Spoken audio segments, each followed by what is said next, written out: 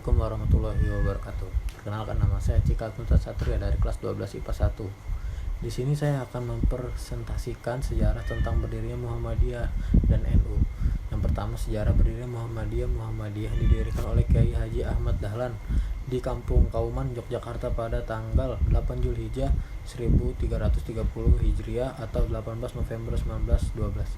Persyarikatan Muhammadiyah didirikan untuk mendukung usaha Kiai Ahmad Dahlan untuk memurnikan ajaran Islam yang dianggap banyak dipengaruhi hal-hal mistik. Pada masa kepemimpinan Ahmad Dahlan tahun 1912 sampai 1923, pengaruh Muhammadiyah terbatas di Kresidenan seperti Yogyakarta, Surakarta, Pekalongan, dan Pekajangan.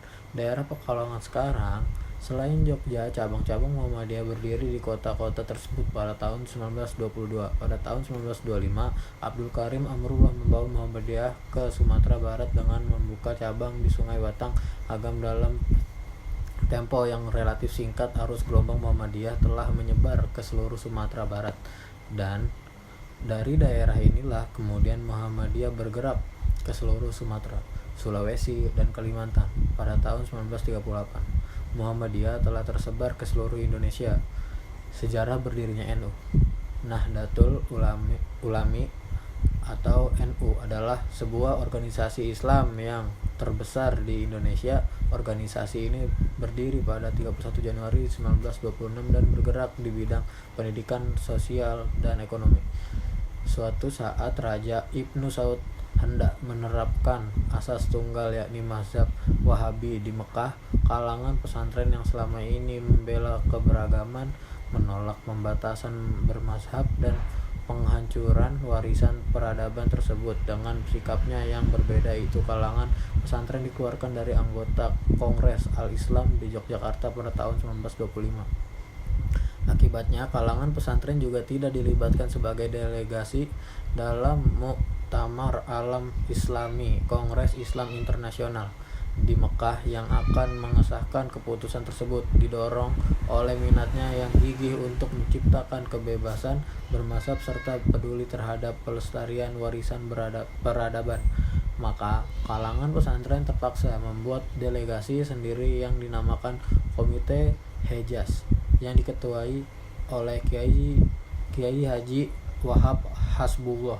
Atas desakan kalangan pesantren yang terhimpun dalam Komite Hejaz dan tantangan dari segala penjuru umat Islam di dunia, maka Raja Ibnu Saud mengurungkan niatnya. Hasilnya, hingga saat ini di Mekah bebas dilaksanakan ibadah sesuai dengan mazhab mereka masing-masing.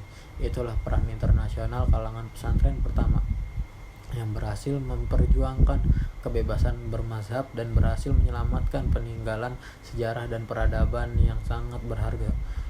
Berangkat komite dan berbagai organisasi yang bersifat embrional dan ad hoc, maka setelah itu dirasa perlu untuk membentuk organisasi yang lebih mencakup dan lebih sistematis untuk mengantisipasi perkembangan zaman.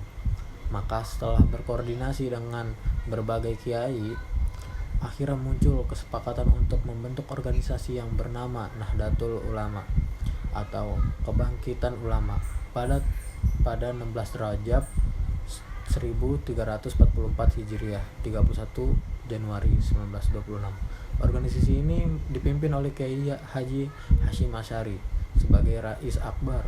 Untuk menegaskan prinsip dasar organisasi ini, maka Kiai Haji Hasyim Asy'ari merumuskan kitab Kanun Asasi atau prinsip dasar, kemudian juga merumuskan kitab I'tiqad Al-Ahlus Sunnah wal Jamaah. Kedua kitab tersebut kemudian diejawantahkan dalam Kitab NU yang dijadikan sebagai dasar dan rujukan warga NU dalam berpikir dan bertindak dalam bidang sosial, keagamaan, dan politik.